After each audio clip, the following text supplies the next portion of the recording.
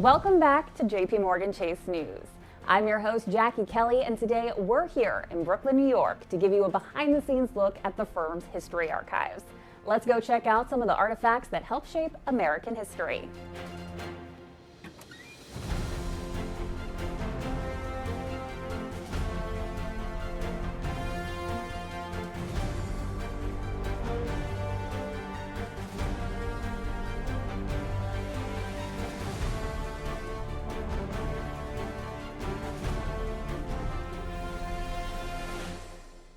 Hi, Rachel. Hi, Jackie. Welcome to the Corporate History Program's office and storage facility. Thank you so much for having me here today. So before we dive into the artifacts, can you tell me more about the history department and what's kept here? Absolutely. So the History Department was founded in 1974 by David Rockefeller, who was then chairman and CEO of Chase Manhattan Bank, one of our two namesake predecessors.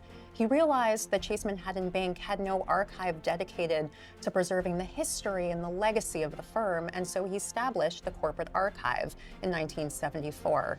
Fast forward 52 years through various mergers and acquisitions, that Chase Manhattan Bank archive has now transformed into the repository that tells the story of our 1,200 predecessor institutions. That's amazing. Can we take a look at some of the artifacts? Absolutely. Let's start with the earliest artifact.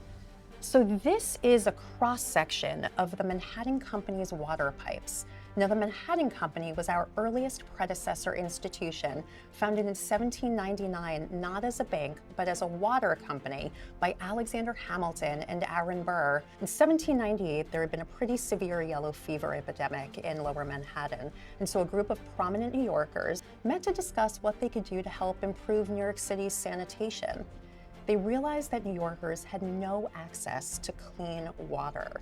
And so they drafted a charter for a water company, which they called the Manhattan Company. That charter for the water company was passed in April of 1799, and New York City got what would become its first successful water delivery service. The company started laying hollowed out pine logs under the streets of Lower Manhattan, delivering water to thousands of residents. Interestingly, the charter for this new water company included a clause, though, that would allow for the directors to open a bank with their excess capital.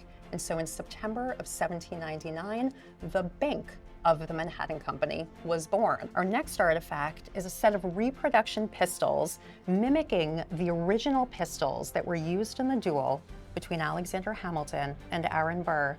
And JPMorgan Chase actually owns the original pistols. So the short story is, Alexander Hamilton and Aaron Burr have been personal and political rivals for over a decade. In 1804, Burr feels like he has nothing left to do to defend his honor but to challenge Hamilton to a duel. So Hamilton accepts the challenge. As the challenged party, he had the right to select the pistols. He turned to his brother-in-law, a man by the name of John Church, and borrowed John Church's pistols. The two men meet in New Jersey, and what we know is that Hamilton fired his pistol in the air. Aaron Burr aimed directly at Alexander Hamilton, shot him in the abdomen, and mortally wounded him. The two men returned to New York City, and Hamilton died the following morning.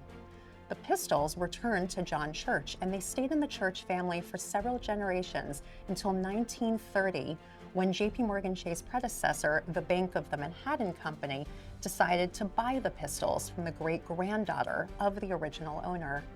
In 1976, 1,200 sets of reproduction pistols were made, and so this is one of those sets of reproduction pistols. Our next artifact is a Springfield Marine and Fire Insurance Company check that was signed by Abraham Lincoln himself. Abraham Lincoln opened an account in 1853, 2 years after the bank opened. He opened the account with $310, and this was while he was a lawyer in town. The Springfield Marine and Fire Insurance Company is actually one of JPMorgan Chase's oldest predecessors in Illinois. And so through various mergers and acquisitions, the Springfield Marine Bank became part of the JPMorgan Chase corporate family tree.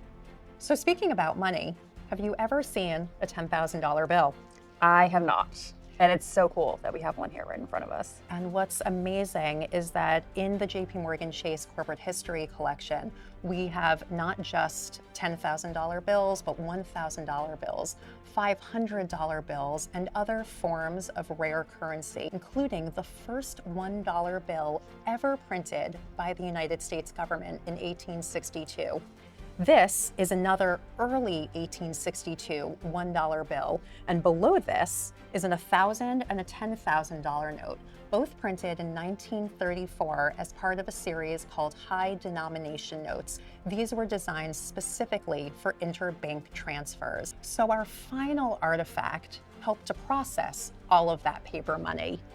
This is an original piece of the first computer that was installed at Chase Manhattan Bank.